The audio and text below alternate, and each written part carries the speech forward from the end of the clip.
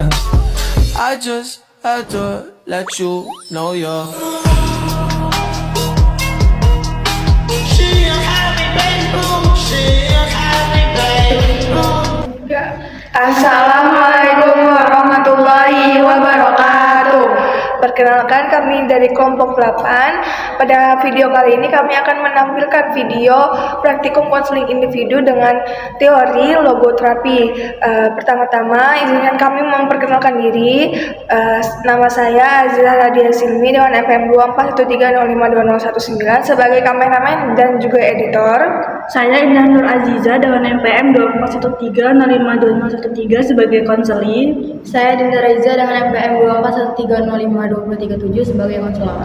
Selamat menyaksikan. Halo juga Kak, terima kasih ya sudah jauh-jauh datang ke malam ini. Sebelumnya kalau aku boleh tahu, aku dengan siapa nih sekarang? Oke, jadi kenalin Kak, aku Aziza Kak. Oke, Aziza ya, panggilannya Ziza. Oh Ziza, salam kenal ya Ziza. Iya, salam kenal juga Kak. Kalau aku boleh tahu juga, kira-kira nama kakak siapa ya Kak? Perkenalkan nih, nama kakak Kak Dinda. Jadi Ziza boleh panggil kakak Kak Dinda. Oke Kak Dinda. Oke, jadi sebelum kita langsung mulai nih kan, gak mungkin kan kita mulai. Kakak mau tahu nih, kamu kesehariannya sebagai apa nih? Oke, jadi Kak, aku tuh mahasiswa semester 4 dan keseharian aku akhir ini tuh ya udah pasti ngerjain tugas, kuliah, terus juga ada organisasi juga Kak. Oh, berarti kamu udah semester 4 nih ya? Iya Kak. Dengan semua kegiatan kamu itu, kamu ini nggak sih hari-hari berarti sangat sibuk gitu ya? Iya benar, apalagi kalau hari ini kan banyak proker yang harus dilakuin kan. Nanti bulan September, Oktober itu banyak banget dan ya mempersiapkannya juga udah pasti harus mantap dan ya singkat lagi belum tambah tugas kan. Oh berarti layaknya mahasiswa pada umumnya aja ya. Iya. Terus kalau aku boleh tahu kamu datang ke sini sendiri atau gimana? Aku tadi dari kelas sama teman. Oh sama teman. Iya. Dan tahu hal ini dari teman atau dari? Iya dari teman yang nganterin aku itu Kak. Jadi dia bilang ke kamu bahwa ada tempat ini gitu. Berapa kali katakan ke dia Kak, kayak ada nggak sih tempat kayak untuk bercerita terus kayak tentang apa ya konselian, apa sih konselingan gitu. Terus itu kayak nanya aku gitu, coba deh kamu datang ke sini gitu kan. Aku tanya, ternyata di mana? Jadi kayak bikin Instagramnya kan Kak. Super aku datang kayaknya kayak gitu. Terus aku bilang dia mau nggak temenin aku atau nganterin aku aja ke tempat ini. Terus udah aku anterin aja. Oke, berarti kamu secara pribadi udah tahu kan kamu datang ke sini tuh ada suatu hal lah dan juga kamu tahu lah di sini tuh tempat konseling gitu ya. Oke, sebelum kita masuk lebih dalam lagi, aku mau ngomongin beberapa hal nih biar konseling kita hari itu ada tujuannya. Jadi yang pertama itu aku mau bahas tentang asas konseling. Jadi dalam sesi konseling pada hari ini itu ada beberapa asas yang perlu kamu ketahui. Nah, jadi yang pertama itu ada yang namanya asas kerahasiaan. Nah, asas kerahasiaan itu berguna apalagi sebagai konselor untuk menjaga kerahasiaan konselingnya. Jadi kalau kamu datang ke sini, kalau ada masalah atau kebingungan yang sedang kamu hadapi, kamu bisa bercerita hal apapun tanpa takut rahasia itu kebongkar oleh orang lain. Karena di dalam asas kerahasiaan ini juga dipastikan ceritamu itu hanya diketahui pada konselor dan yang mengkonseli saat prosesi konseling berlangsung. Oke, bisa dimengerti ya asas pertama. Nah, lalu kita lanjut nih ke asas kedua, ada yang namanya asas keterbukaan. Nah, seperti yang kata aku tadi, selain rahasia kamu dijaga, kamu juga bisa bebas menceritakan apapun tanpa satu hal yang kamu tutup-tutupi. Karena di dalam asas keterbukaan ini diharapkan kamu sebagai konselor itu bisa fokus untuk menceritakan masalahmu tanpa ditutup-tutupi. Kamu harus terbuka biar kita bisa menyelesaikan masalah secara lebih dalam terkait apa yang kamu hadapi sekarang.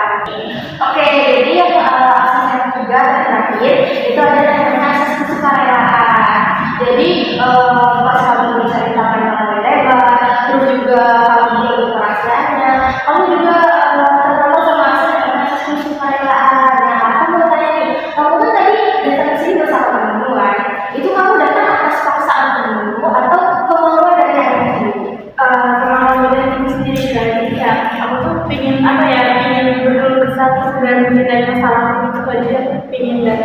ini dengan ya padanya tanpa ada paksaan gitu.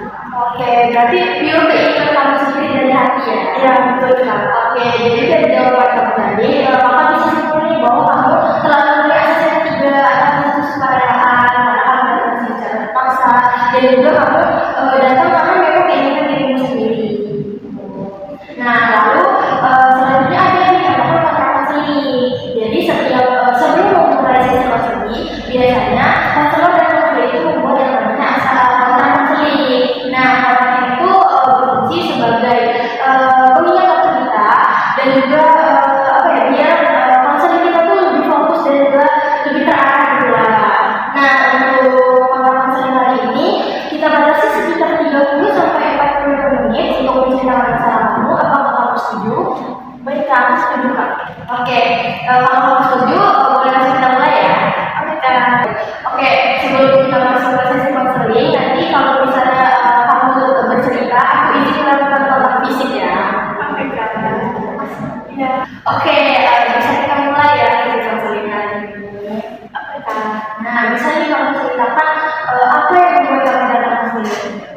Oke, jadi aku datang ke sini mau ceritain ini sih Kak, kayak aku tuh apa ya, suka overthinking tentang masa depan gitu loh Kak. Oke, berarti kamu tuh datang ke sini karena ada hal gitu ya yang membuat kamu bingung terhadap diri kamu sendiri, yaitu kamu overthinking terhadap masa depan kamu. Nah, Iya Kak, betul. oke, jadi tujuan sesi konseling kita hari ini adalah untuk mengetahui overthinking kamu, terutama terhadap masa depan kamu ya. Iya Kak. Nah, sekarang boleh nih kamu ceritakan lebih dalam lagi tentang gimana sih overthinking kamu itu terjadi? Oke, sebenarnya Kak, akhir-akhir ini sih Kak, kalau overthinking itu tuh muncul kayak aku bisa kayak nanti di masa depan. Maksudnya masa depan aku nanti gimana? Apakah aku nanti berhasil kah? Atau aku gagal kah? Terus juga kayak aku merasa sering tertinggal dari temen-temenku gitu. Kayak temen-temenku itu udah kayak punya tujuannya, sedangkan aku tuh kayak masih overthinking tentang masa depan aku gitu. Oh, berarti akhir-akhir ini sering mengganggu pikiran kamu. Iya. Kalau aku benar-benar ini overthinking pertama yang kamu rasakan itu sejak kapan? Sebenarnya sejak ini sih kelas 12 ketika kan kita kan kelas 12 kan kayak dari rutin apa namanya daftar SNBP gitu kan itu ya daftar juga dan alhamdulillahnya aku masuk ke siswa eligible. Nah tapi aku kayak ya mikir lagi kayak ya aku bersyukur apa di siswa eligible itu, tapi aku mikir kayak nanti kedepannya bakal kayak gimana ya kalau aku berhasil masuk PTN yang aku impikan. Maksudnya kayak bisa nggak aku jalaninnya gitu. Terus nanti aku takutnya tuh kayak apa ya, kayak aku di pertengahan tuh gagal gitu loh Kak. Makanya kayak aku sering mikir bisa kayak berhasil nggak ya gitu. Terus kan ya karena temen-temen aku udah punya tujuan dan prinsip yang matang tentang masa depannya, aku kayak mikir aku tuh kayak gak punya susunan gitu tentang masa depan mau jadi apa, mau masuk kemana gitu kan. Sampai akhirnya orang aku tuh nyaranin ya kalau nggak jadi guru ya coba masuk ke kesehatan. Kan aku kan biasanya ke SMK kayak ada nggak masuk apa gitu kan kalau masuk ke kesehatan gitu. Nah, apa itu ya? Aku kan juga kan, terus kayak aku bilang kalau aku jadi guru ya terserah. Jadi kalau aku tuh gak menuntut untuk kesini, cuma menyarankan aja, tapi balik lagi ke aku maunya kemana. Terus akhirnya aku ya ngambil ke ranah keguruan atau pendidikan gitu kan. Aku kan kayak coba apa ya namanya pilih BK gitu kan Kak. Kayak udah aku pilih BK dan itu lolos Kak di SNBP. Ya aku seneng kok, alhamdulillah. Cuma aku mikir lagi kalau nanti aku jadi guru bisa nggak ya? Karena BK kan kayak apa ya membantu siswa yang sedang bermasalah kan Kak. Kayak gitu aku bisa nggak ya? Oke, dari cerita yang Bapak paparin tadi itu aku mau tanya lagi, hal apa sih yang bisa memicu kamu untuk overthinking selain dari pikiran diri sendiri tadi? Memicu ya kayak mungkin tentang aku ngeliat dari temen-temenku sih Kak. Kayak temen-temenku kan punya prinsip tuh kan, aku belajar kayak dia udah punya prinsip dan sesuatu bagus. Sedangkan aku tuh kayak ya udah ngalir aja tanpa ada tujuan gitu. Dan kayak dari situ aku tuh memicu kalau apa ya kayak kalau aku masuk ke sini tuh bener nggak ya gitu loh, kayak kalau aku pilih ini tuh kira-kira berhasil nggak ya gitu.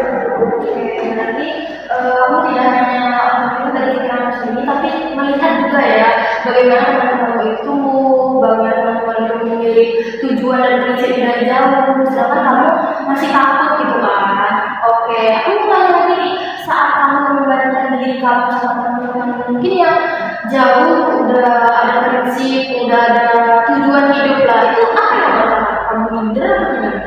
Aku lebih kayak ke iya bener sih, minder sama kayak aku bingung dengan diriku sendiri gitu. Kenapa aku kayak gak ada prinsip yang bener gitu, terus kayak gak ada mengarah tujuan yang yakin terhadap apa yang aku mau gitu. Terus aku malah bener-bener diri sendiri kalau aku tuh sekolah guru BK ini bener nggak ya gitu kan.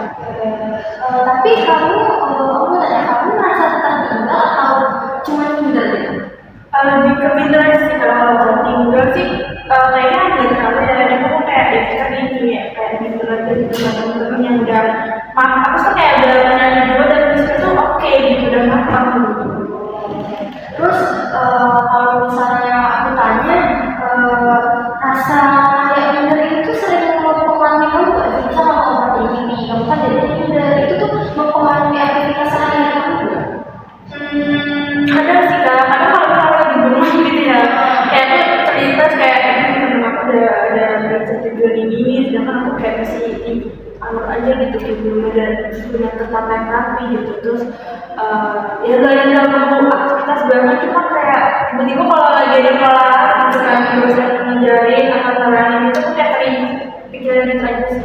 Kalau lagi belajar atau pola tidur itu keganggu juga nggak gara-gara? Kalau belajar kayaknya sering sih, nggak sering ya, maksudnya kayak terlintas aja gitu. Tapi kalau untuk tidur enggak, tapi kalau lagi belajar gitu ya, tiba-tiba kayak aku mikir kayak terlintas aja kayak, bisa nggak ya gitu kayak aku belum punya susunan yang rapi untuk masa depanku gitu. Kayak aku bingung nanti aku ngapain gitu. Iya. Berdampak ya gitu ya. Tapi kalau jauh itu enggak ya, lebih baik ke hal belajar gitu ya. Oke. Nah, kalau misalnya overthinking itu terus berlanjut, apalagi tentang masa depannya, sebenarnya tuh apa sih yang kamu pikirkan secara rinci? Kayak dalam pikir cari itu karena aku balik lagi ke orang tua ya, karena aku anak tunggal, gue cuma punya aku mikir kalau misalkan aku gagal, kenapa itu aku satu-satunya kan kayak gimana, aku gak cuma ekspektasi aku aja, aku sebenarnya cara gue juga pasti kalau aku mau untuk kayak berbalik muka aku kayak ya terserah kamu mau ngambil apa, yang penting sama aja tuh cuma doain kamu dan apa ya berusaha untuk yang terbaik untuk kita gitu kan. Tapi aku pasti mikir mereka tuh punya ekspektasi lebih kan, dan aku harus mengenai ekspektasi itu dan ekspektasi aku sendiri gitu. Terus aku mikir karena mama tunggal, kalau misalkan aku gagal, siapa yang mau untuk apa ya siapa yang mau ekspektasi tersebut kalau aku gagal. Tidaknya kalau misalkan aku mungkin punya kakak atau adik, terus ada mereka yang memenuhi ekspektasi atau ada harapan baru gitu. Sedangkan aku harus satunya setelah aku gagal, ya aku harus gimana gitu. Berarti dari cerita yang kamu sampaikan, jadi salah satu hal yang membuat kamu sangat overthinking itu, kamu takut mengecewakan kedua orang tuamu ya, walaupun dari cerita kamu mungkin orang tua itu bukan tipe yang sangat mengatur kamu harus gimana, tapi mereka menjelaskan. Tapi itu juga yang jadinya membuat kamu overthinking, kayak aku bener gak ya lakukannya gitu ya. Iya kak. Nah, kalau misalnya kamu takut untuk mengecewakan kedua orang tuamu, biasanya apa yang kamu lakukan untuk menghilangkan rasa itu saat overthinking?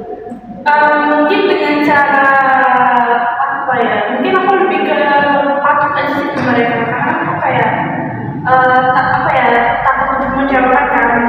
Dengan cara aku kayak patuh atau nurut sama orang tua, aku kayak merasa mungkin dengan cara ini setidaknya aku bisa menemukan mereka gitu ya. Misalkan nih, kalau misalkan aku disuruh nyapu ngepel beres rumah, sedangkan orang tua aku pergi, nanti kan aku selama mereka pergi aku kayak beres-beres itu berkat. Terus nanti ketika orang tua udah aku udah pulang ke rumah itu udah bersih, aku kayak merasa oh berarti aku ini dapat kerjaan dan bisa untuk apa yang menemukan mereka gitu. Aku masih berpikir pokoknya nanti aku harus bersih gitu kan, aku pulang semuanya udah beres gitu kan.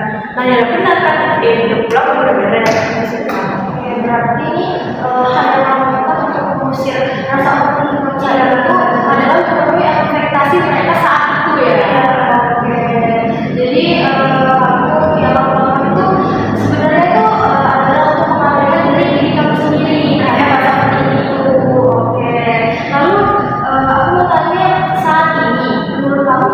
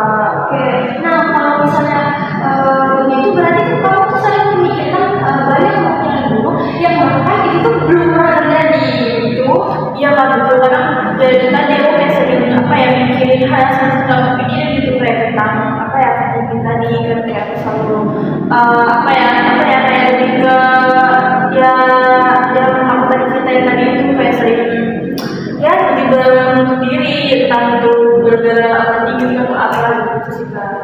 Oke, nah pikiran-pikiran tersebut itu tuh membuat kamu lemah secara mental nggak sih? Iya Kak, kayak aku capek sendiri gitu loh batinnya. Nah, saat melihat teman-teman kamu tuh berkembang, kan kamu jadinya minder ya kali ya. Nah, itu tuh membuat kamu kurang yakin dengan kemampuan diri kamu sendiri ya? Iya, kayak meragukan diri sendiri gitu loh, kayak bisa nggak sih sebenarnya. Oh, kamu jadinya nggak pede gitu Iya, ya? nggak percaya diri terhadap apa yang aku punya gitu. Nah, ketika rasa tidak percaya diri itu muncul, biasanya apa yang kamu lakukan? Apa ya, aku lebih kayak merasain ya tadi kayak merasa takut ketemu orang gitu, takut ketemu orang kayak gimana orang melihat aku, terus aku kayak lebih mending tidur sih, kayak menutup diri gitu sih Kak. Oh, jadi kamu ketika rasa overthinking itu muncul dan sampai mempengaruhi tidak percaya diri kamu jatuhnya iya menghindari kontak sosial gitu ya. Betul. Kamu lebih memilih untuk recharge tubuh kamu dengan cara tidur dan kamu tidak ingin ketemu orang. Iya, betul. Oke. Nah, jadi overthinking yang kamu rasakan itu tuh bukan hanya membuat kamu tuh jadi cemas, tapi itu juga mempengaruhi ya berarti semangat dan juga kepercayaan diri kamu. Iya Kak, bener banget. Nah, biasanya tuh kalau hal itu terjadi kamu jadi takut untuk mencoba sesuatu nggak sih? Iya, karena kalau apa ya, kalau itu muncul gitu ya Kak, misalnya aku pengen mencoba hal baru, aku tuh ikutin pikirannya tadi kayak kalau aku coba hal baru, kira-kira bisa nggak ya, bisa kayak aku bisa sanggup atau berhasil nggak nih coba hal baru ini gitu sih. Tapi ya ujung-ujungnya aku kayak udahlah mending gak usah. Oke, jadi kamu gampang takut ya untuk mencoba sesuatu yang baru. Iya. Nah, sebelumnya aku mau bilang bahwa aku tuh memahami perasaan kamu. Apalagi ketika seseorang itu memiliki harapan yang sangat besar terhadap dirinya sendiri, rasa takut gagal itu memang sering muncul. Nah, kamu tuh sebenarnya mempunyai keinginan yang besar untuk berhasil dan juga membuat orang tua kamu bangga terhadap kamu. Tetapi balik lagi, rasa cemas dan takut itu tuh lebih besar dari diri kamu yang membuat di sisi lain kamu tuh takut gagal dan kamu tuh apa ya selalu merasa tertekan jadinya. Iya Kak, betul banget. Kayak aku sebenarnya pengen banget coba hal baru, tapi ya itu lagi baru kayak aku tuh kayak takut gitu coba hal baru. Tapi di sisi lain kayak aku ada perasaan aku bisa untuk melakukan hal baru ini gitu. Tapi ya udah benar-benar kayak gitu. Tapi aku juga bisa nggak ya? Nah, karena kamu terlalu fokus nih terhadap memikirkan kemungkinan buruk yang belum tentu terjadi itu atau rasa ketakutan lah ya.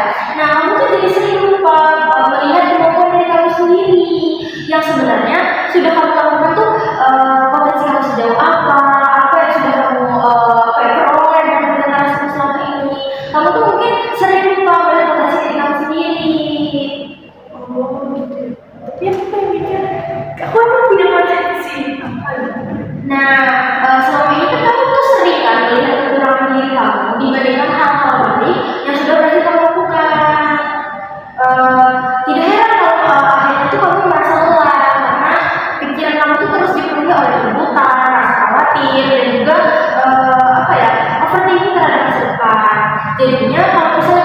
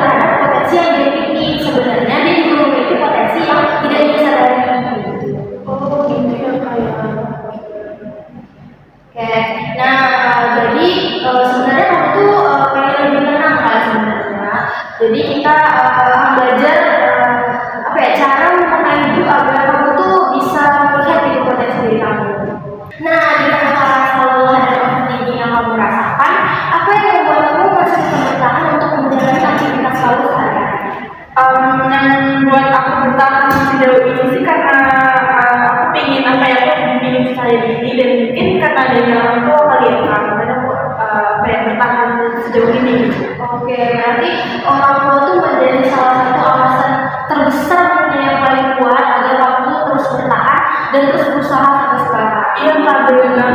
Aku pengen kan orang tua tuh apa ya, bangga gitu loh. Jadi aku Nah, saat melahirkan bisa membuat orang tua kamu bahagia, apa yang kamu lakukan? seneng, kayak aku seneng dan kayak puas gitu karena diri aku sendiri, karena aku bisa melihat senyum orang tuh bahagia dan bangga kalau punya anak kayak aku gitu. Oke, walaupun di satu sisi kamu mungkin masih ada rasa takut gitu ya. Oke. Nah, nggak apa-apa kalau misalnya ada rasa takut yang mungkin masih ada ketika kamu memikirkan tentang hal-hal yang mungkin membahagiakan orang tua kamu. Nah, dari cerita kamu tadi tuh, aku tuh bisa melihat bahwa sebenarnya kamu tuh masih memiliki harapan dan tujuan hidup yang kuat. Gitu ya Kak. Iya, nah aku mau tanya lagi nih, menurut kamu apa makna dari perjuangan yang sedang kamu jalani saat ini tuh sebagai seorang mahasiswa yang sudah semester 6? Makna ya Kak. Apa ya, mungkin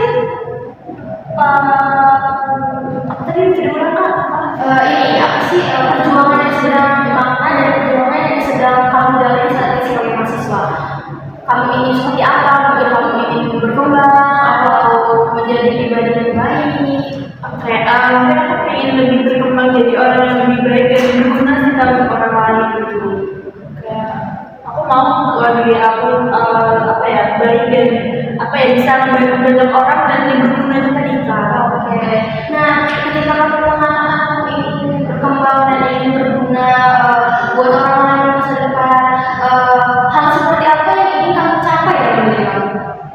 Mungkin pertama-tama aku bakalan buat strategi kayak kedepannya nanti aku mau gimana, terus aku kayak buat apa ya, kayak buat list gitu loh Kak. Kayak kan karena aku semester 4 kan kayak, jadi aku mau buat fokus ke semester ini dulu, kayak pokoknya aku mau dapat nilai yang tinggi dulu, aku mau mencapai sesuatu yang tinggi kayak semester ini, baik itu dari nilai atau organisasi aku gitu. Baru nanti aku mungkin bisa meningkatkan lagi ke semester depannya, dan apa ya, fokus ke belajar gitu loh. Karena aku pengen apa ya, pengen membanggakan orang tua juga, pengen jadi lebih baik dan pengen berguna bagi orang-orang itu Kak. Oke, jadi kamu mau membuktikan lah ya bahwa kamu tuh juga harus berhasil gitu. Iya.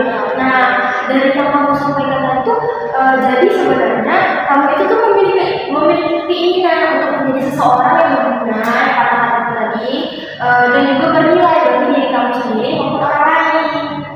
Nah, selama ini apakah kamu pernah menghargai proses yang sudah kamu lalui sampai di sana? Sejauh ini sih kayaknya belum Kak, karena aku kayak ya udah aja gitu loh. Aku kayak lebih apa ya, lebih mikirin orang lain daripada diri aku sendiri sih Kak. Oke, kamu apa ya, kurang bisa fokus terhadap kelebihan dirimu gitu ya, dan malah lebih fokus ke kekuranganmu. Iya benar-benar.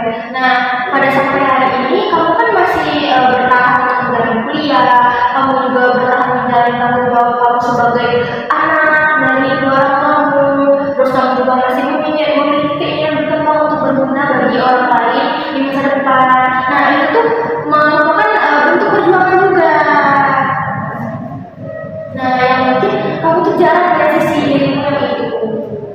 Oke, jadi aku sejauh ini ada maknanya gitu ya. Iya, jadi itu nggak sia-sia dan apa ya, coba buat hilangkan opini itu untuk melihat sisi baikmu yang lain.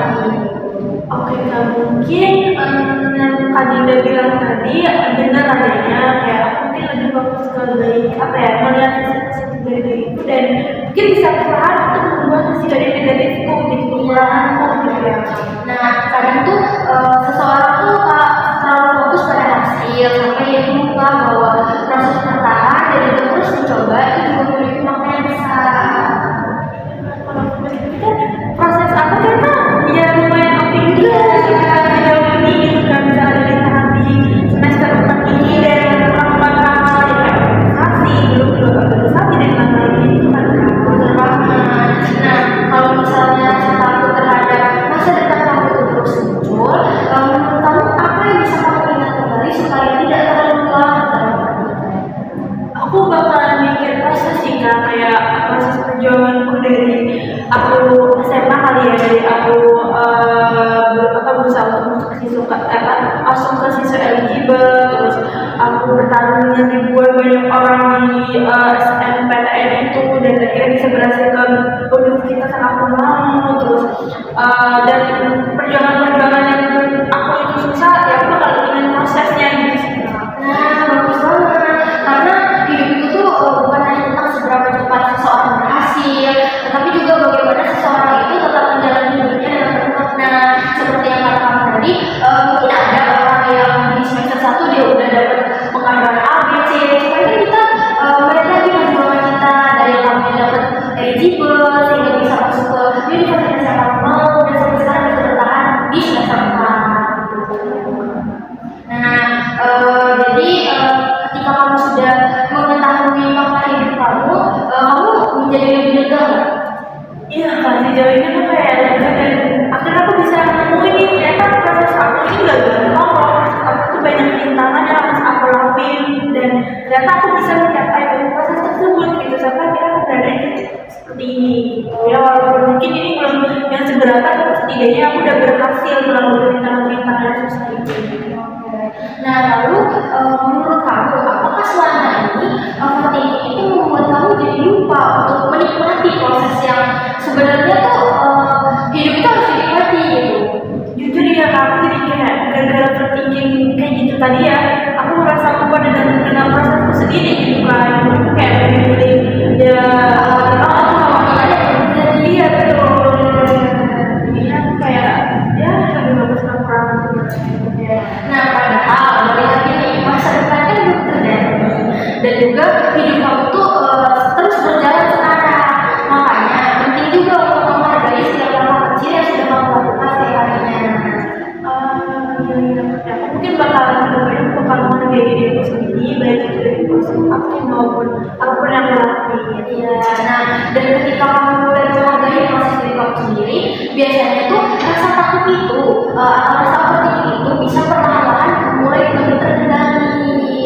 Nah, mungkin dari sekarang kamu bisa mulai belajar untuk menghargai diri kamu sendiri. Oke, baik. Ya, mungkin aku bakal kedepannya nanti aku bakalan apa yang diomongin tadi dan dengar, aku bakal menghargai diriku sendiri dari mulai yang kecil sampai sedang atau bahkan besar gitu. Oke, nah itu merupakan langkah yang bagus karena seseorang yang memahami makna hidupnya biasanya tuh akan lebih kuat untuk menghadapi rasa takut dan juga ketidakpastian dalam hidupnya. Oke, Kamu ngerti ya sekarang? ya kamu mengerti dari siapa? Nah, setelah mendengar cerita kamu dari awal sampai sekarang, aku tuh melihat bahwa sebenarnya kamu tuh pribadi yang memiliki keinginan besar untuk berkembang dan juga berhasil. Hanya saja rasa takut gagal membuat kamu tuh lebih fokus pada kemungkinan terburuk dibandingkan kemampuan yang sudah kamu miliki.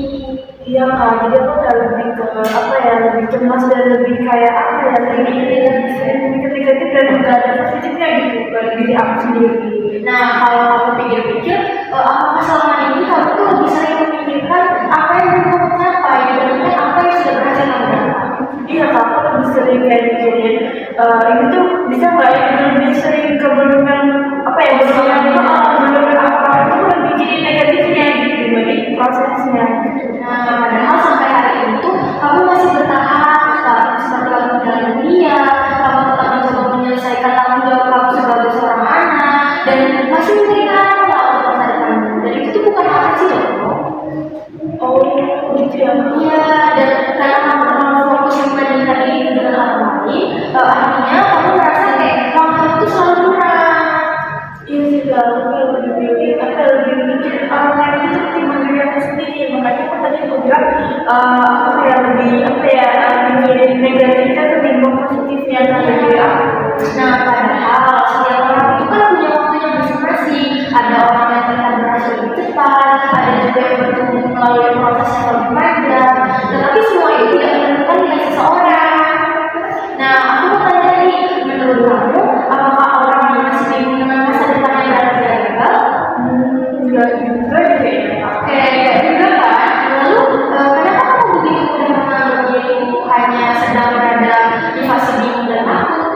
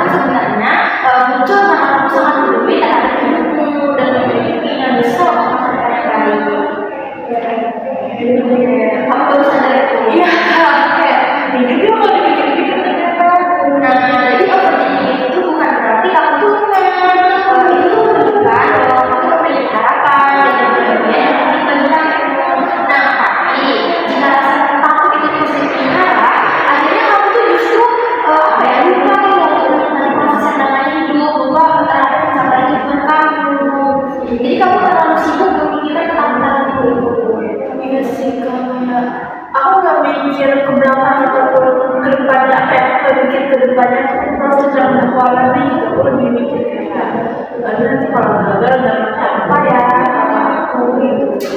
Nah, berarti kalau kamu fokus pada kemungkinan yang gagal, kamu tuh bisa pilih kemungkinan peluang kamu untuk berkembang. Makanya sekarang nih, coba kita pikirkan, apakah selama ini hidupmu benar-benar berhenti gara-gara ketakutan kamu? Enggak sih. Enggak juga kan? Kamu masih bisa belajar, kamu masih bisa bertahan, masih bisa mencoba untuk memperbaiki diri, dan masih punya harapan pastinya. Berarti hidupmu itu tetap berjalan dan berkembang. Kadang kalau kita terlalu sibuk mencari hasil, kita sampai lupa menghargai hal-hal kecil yang sebenarnya sangat berarti. Misalnya nih, kayak hari ini kamu tetap bangun pagi, kamu tetap kuliah, kamu tetap mencoba memahami pelajaran di mata kuliahmu itu, tetap bertahan walaupun pikiranmu itu lelah. Itu semua tuh bentuk usaha yang kalian dihargai. Jadi itu sangat penting karena keberhasilan besar biasanya itu terbentuk dari langkah-langkah kecil yang dilakukan secara terus-menerus. Dan satu hal lagi yang perlu kamu pahami, hidup itu bukan perlombaan dengan orang lain. Kalau kamu terus menjadikan hidup orang lain sebagai ukuran, kamu akan sulit merasa cukup terhadap dirimu sendiri. Nah, padahal tuh setiap orang punya perjuangan yang berbeda-beda. Mungkin terlihat baik-baik saja, tapi kan belum tentu mereka tidak memiliki ketakutan seperti yang kamu alami. Nah, oleh karena itu, mulai dari sekarang coba deh kamu lebih fokus pada perkembangan diri kamu dibandingkan membandingkan hidupmu dengan orang lain. Oke, mungkin apa yang menggunakan dari aku, mungkin aku bakalan lebih mikir sisi dari aku dan lebih bikin proses dari aku sebenarnya gimana, karena proses itu juga hasil dimana aku tunggu gitu kan Kak. Nah, aku senang nih karena hari ini kamu juga mulai memahami lah bahwa hidup itu tetap memiliki arti dan tujuan. Walaupun saat itu mungkin kamu masih sering merasa takut dan bingung terhadap masa depan. Iya Kak, apa ya sejauh ini aku kayak lebih paham tentang makna hidup aku dan kayak aku lebih sadar dengan proses yang udah aku lakuin dari sebelumnya sampai saat ini. Oke, nah bagus. Padahal di balik rasa takut itu sebenarnya tuh kamu memiliki banyak alasan untuk tetap bertahan dan juga terus berusaha. Iya Kak, benar-benar. Nah, kamu tuh memiliki keinginan untuk membangkitkan orang tua kamu, menjadi pribadi yang lebih baik dan berguna bagi orang lain, dan juga ingin hidupmu tuh memiliki makna. Nah, itu semua hal yang kamu sebutkan tadi itu adalah hal yang berharga. Itu adalah ya Kak. Iya. Nah, dan itu tuh penting karena seseorang yang memiliki tujuan hidup biasanya akan lebih kuat menghadapi tekanan dan juga ketidakpastian dalam hidupnya.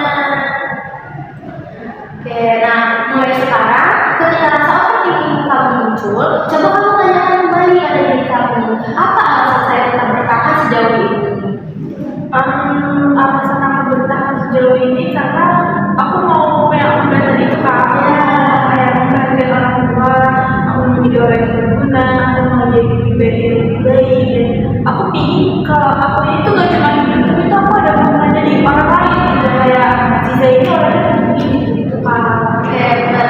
Nah, jadi ketika overthinking kamu muncul tuh kamu kembalikan lagi dengan pertanyaan yang kamu sebutin lagi, kayak apa alasan kamu bisa bertahan ya?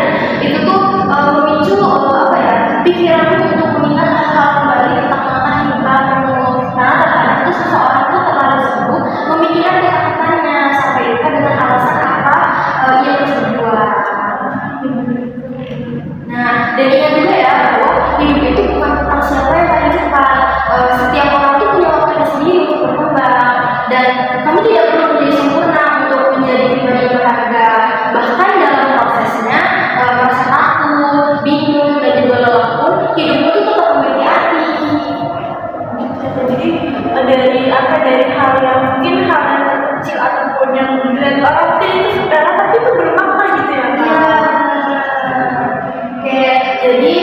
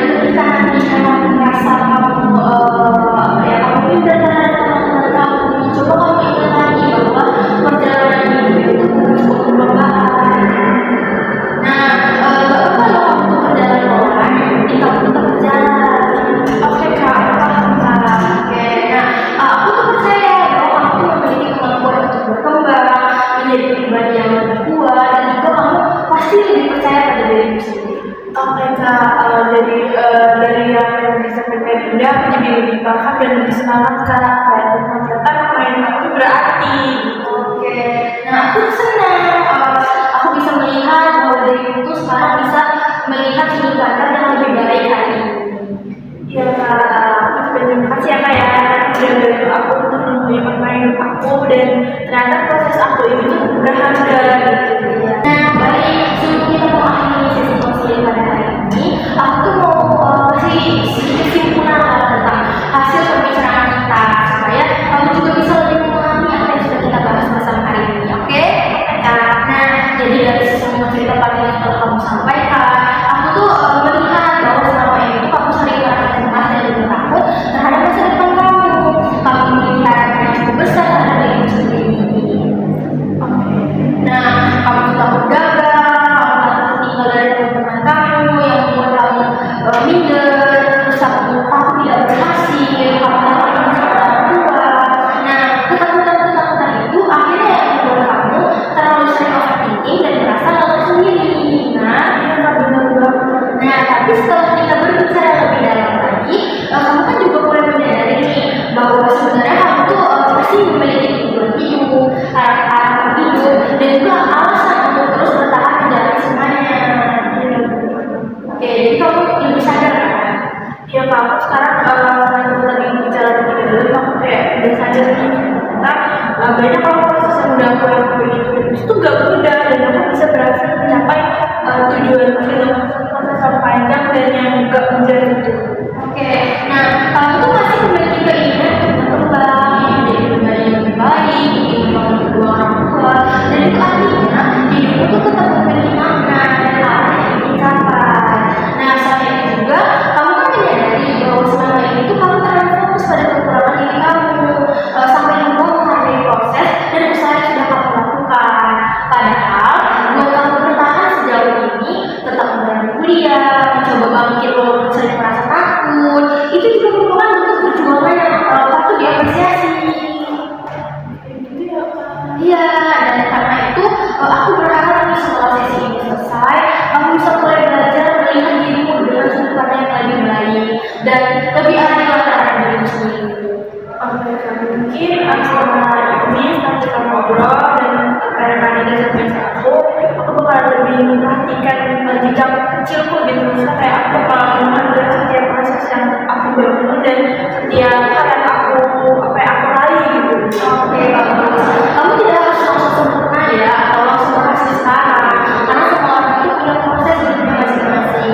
Yang penting, kamu tuh tetap melangkah, kamu tetap ada berkembang, dan kamu tidak menyerah atau stuck gitu hanya karena rasa takut dan overthinking terhadap masa depan. Bisa dicoba? Oke, aku akan mencoba Pelan-pelan ya. Oke, nah aku juga berharap kamu mulai mengurangi kebiasaan membandingkan diri kamu dengan orang lain yang membuat kamu minder dan bisa lebih fokus terhadap perkembangan pada diri sendiri. Oke kak, mungkin untuk saat ini yang bisa susah ya kembali tidak mengenal orang lain, tetap aku akan berusaha untuk aku melihat sisi dari positif aku dan sisi dari keberhasilan aku gitu, supaya itu bisa loh, aku bisa kayak orang lain gitu ya, gak usah membandingin diri aku dengan orang lain. Oke, nah kalau nanti ya saat overthinking itu muncul lagi, coba kamu tarik nafas dan ingat kembali alasan yang udah aku sampaikan tadi, alasan kenapa kamu bisa bertahan sampai jauh ini. Oke? Oke kak. Nah, dan juga ingat ya bahwa rasa takut yang selama ini itu kamu rasakan itu bukan berarti kamu lemah, tapi rasa takut itu muncul karena seseorang memiliki harapan yang lebih besar terhadap dirinya. Iya, makanya kamu jangan terlalu membenci dirimu ketika rasa takut itu muncul. Dan lebih baik daripada membenci, lebih baik kamu belajar memahami dirimu sendiri sedikit demi sedikit. Oke. Nah, Kedepannya aku bakalan lebih mementingkan diri aku sendiri dan mempersiapkan diri aku sendiri lah. Nah, oke. Aku senang karena hari ini kamu sudah mau terbuka, kamu sudah mau memahami dirimu sendiri lebih dalam, dan kamu sudah berani dalam menceritakan masalah-masalahmu dan jujur terhadap apa yang kamu rasakan. Oke kak, aku juga mau mengucapkan terima kasih banyak karena Kanita udah ngasih tahu aku tentang hidup aku, tentang proses itu tuh penting, dan kalau kita memiliki